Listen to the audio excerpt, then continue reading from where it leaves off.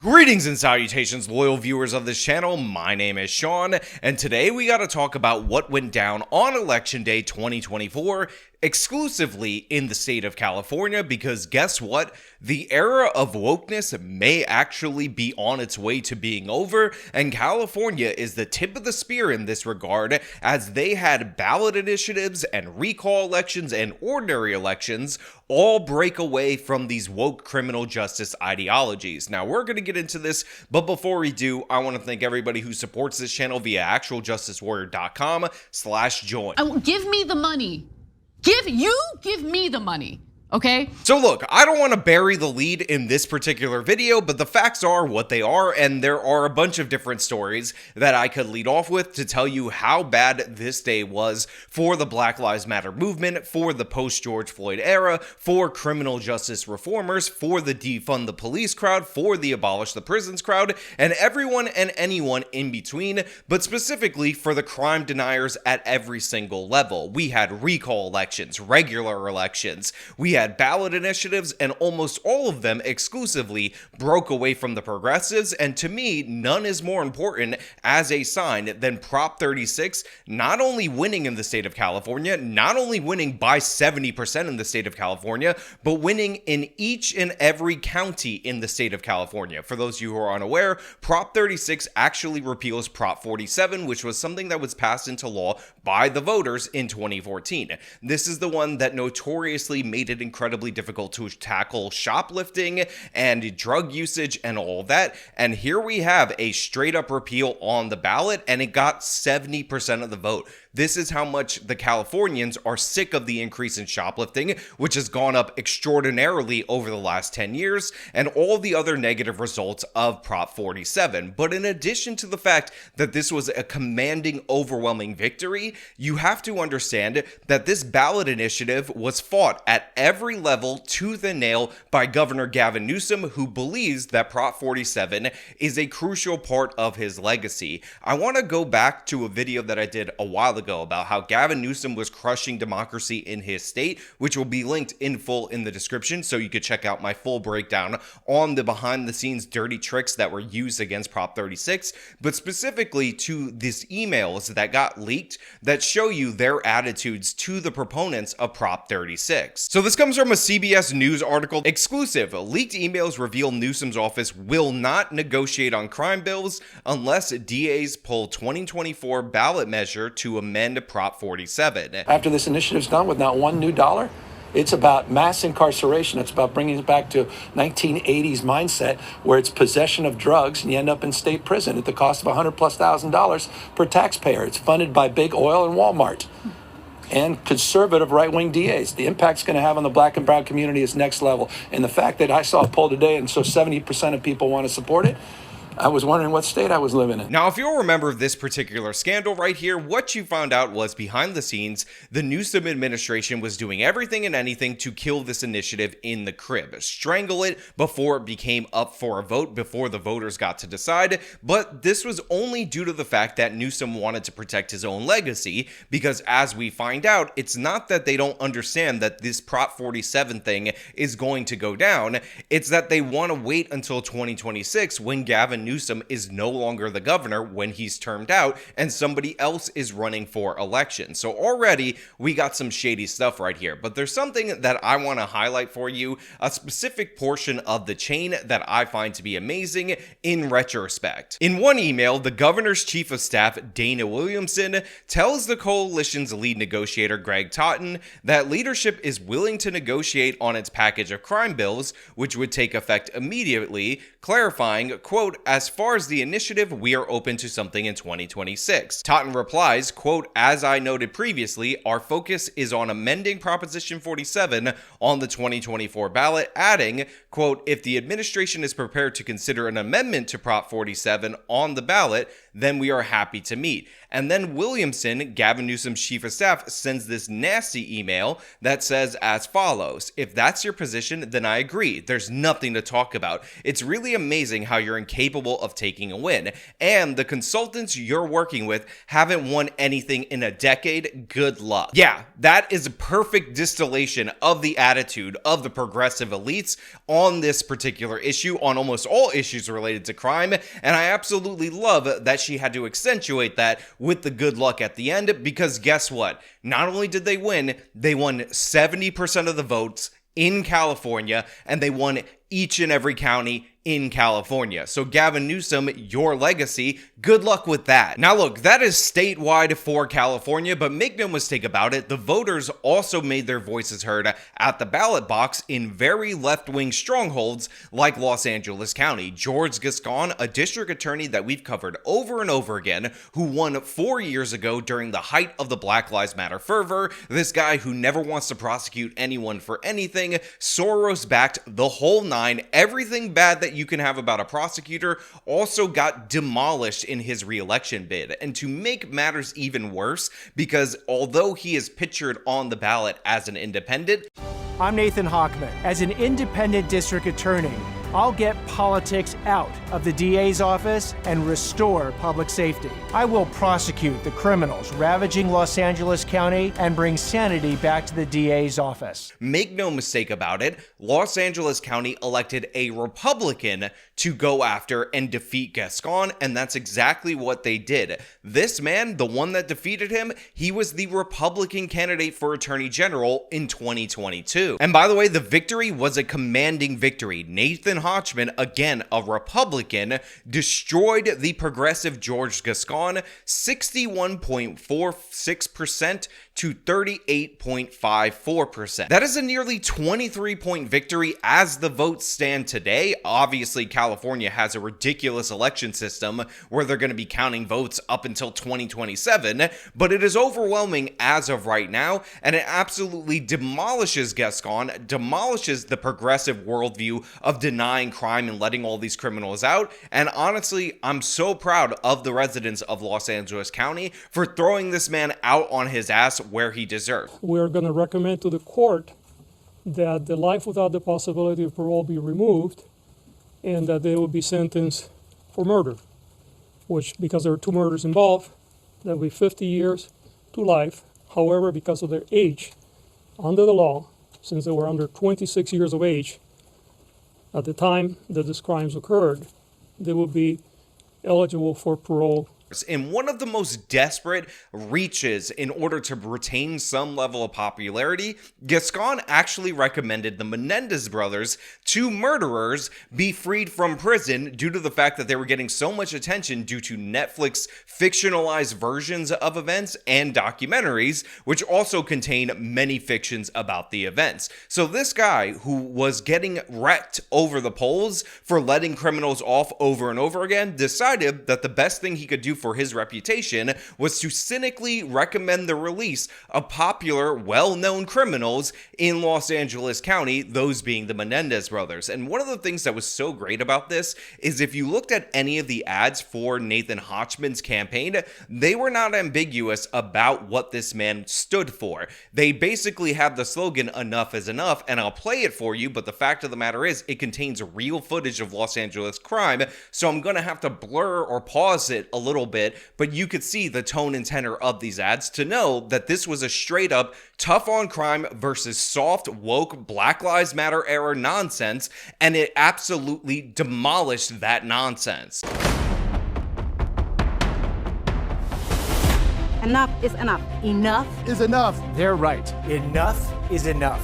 I'm Nathan Hochman. It's time to join together and reject the extreme agenda and incompetence of George Gascon. As district attorney, I will restore independence and integrity, actually prosecute criminals, and provide care for the homeless. Together, we will restore our safety and security. But wait, there's more, because the state of California also had Proposition 6 on their ballot, and this was to ban forced labor in prisons, which people said was an anti-slavery bill. And guess what? As of right now, the time that I'm recording this video, with 70% of the precincts coming in, it's actually 51-49 in favor of not passing this ballot initiative, which is absolutely shocking, especially when you realize how overwhelmingly these woke criminal justice laws passed before. before that even this ballot initiative, which is worded incredibly questionably, was greeted with so much suspicion by the residents of California that as of right now, the side of keeping prison labor free actually is winning right now. It's madness in every possible way. Again, they pitch this as an anti-slavery thing, and when you go to read up on the opposition to this particular campaign, almost nobody stepped up to oppose it. So an unopposed, woke criminal justice ballot initiative that is written in such a way to make it seem like it was actually anti-slavery in general, not anti-prison labor, was winning at my last check 51-49, but now that lead has expanded and it's up 54% to 45%. Now, to be clear, this isn't some great grand victory or anything like that. I understand that there are good arguments against free prison labor, and you can feel free to make them and hold that position, but what this is indicative of is the fact that people are sick of these woke criminal justice policies. They're sick of the Black Lives Matter movement, and if you put anything on the ballot that pushes in that direction, guess what? They're going to push back against it because you've already proven to be untrustworthy. Remember,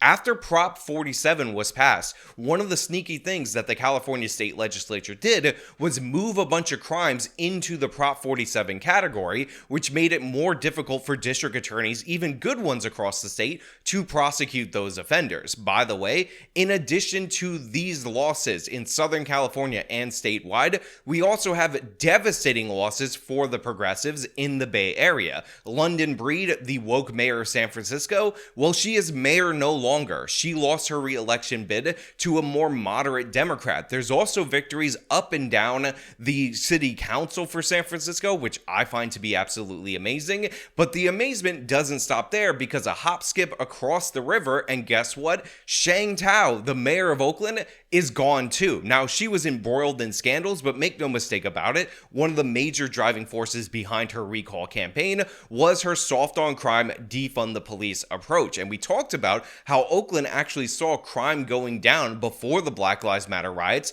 before Shang Tao, and she came in and started mucking it up. And what's so funny about her loss is that she was at one point begging the media to stop showing people the crime that was going on in the city of Oakland. And so we know that the work that we have done was actually great, and it's positive. And it is because of doom loopers that continue to talk about nasty crimes in the city of Oakland that allows for people to believe that, somehow the crimes aren't coming down. And it is that fear mongering that you continue to do that actually suppresses a lot of people's feelings about Oakland, and I think that that's very unjust.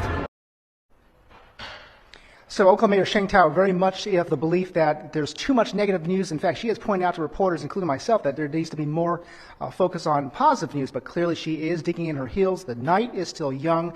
Right now, 65% of those in favor of her recall, as well as the recall of District Attorney Pamela Price. Well, guess what, Shang Tao? Pack your bags and get the hell out of here. You're fired. Come back never. And the defeat of her was absolutely overwhelming. Again, these are like 60 to 70% voting against these woke figures and woke initiatives, and I'm here for it at every level. And by the way, we go from the city of Oakland level to the county level, because Pamela Price, again, a district attorney that we've talked about so many times on this channel, was also demolished in a recall campaign, the Alameda County recall campaign, and she's just like Gascon, just like Chesa Boudin in San Francisco before he was recalled, one of these woke, never prosecute anyone for anything kind of people. And if you guys don't remember, there was a specific story, actually there's more than a few stories that we covered related to her, but one that really aggravated the Asian community in and around this area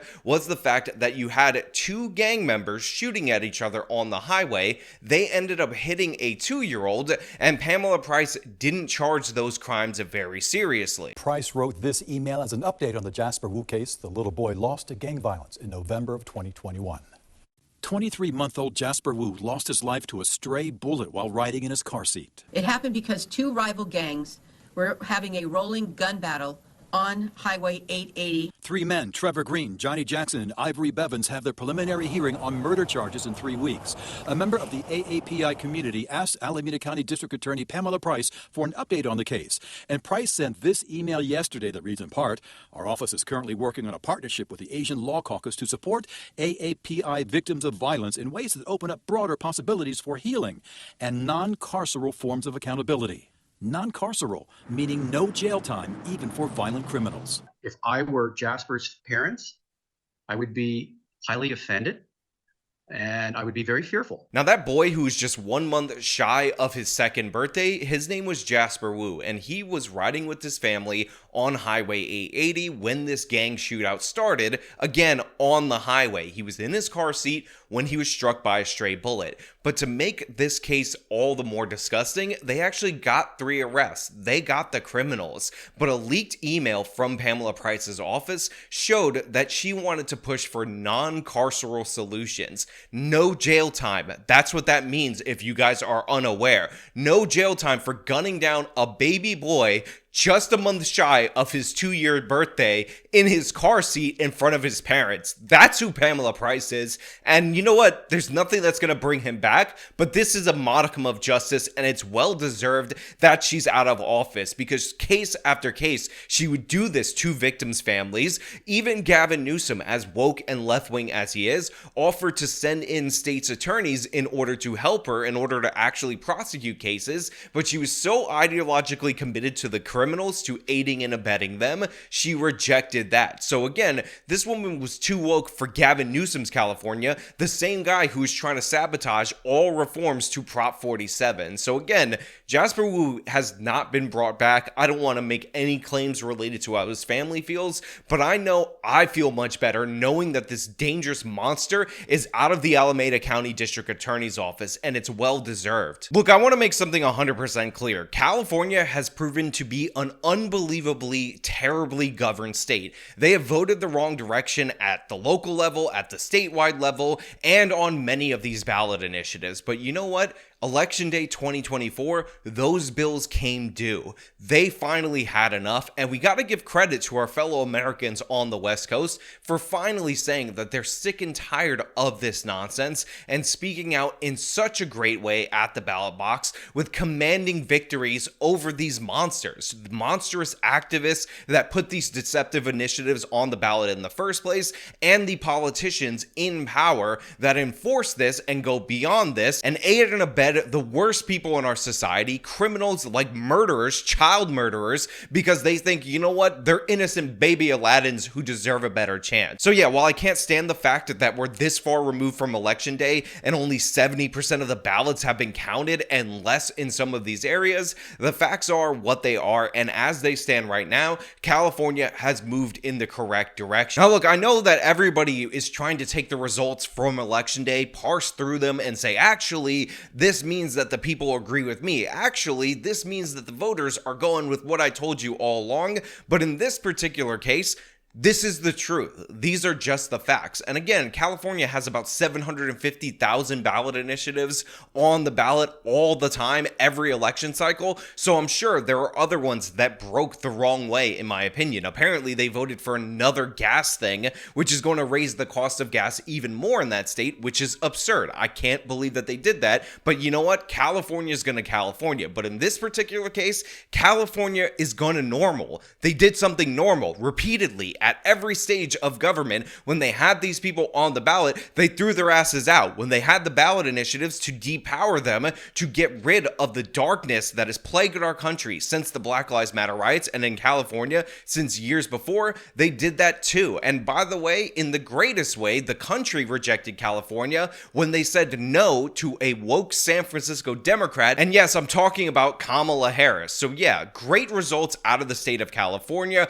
Obviously, go through their ballot initiatives, find the ones that absolutely suck, but one that was a positive step, even though again we have to wait about 15 years to get the votes in, was the fact that they even rejected a minimum wage increase for small businesses after realizing the disastrous results of that increase on the fast food industry. So yeah, good results. You can't deny them, in my opinion, unless you're on the left and you're in denial of everything. But you know what? I want to know what you guys think down in the comments below. If you like this video, show them by leaving a like, subscribe for more content, follow me on the social medias, support me via the support links in the description of this video. This has been me talking about the call for justice being heard in California.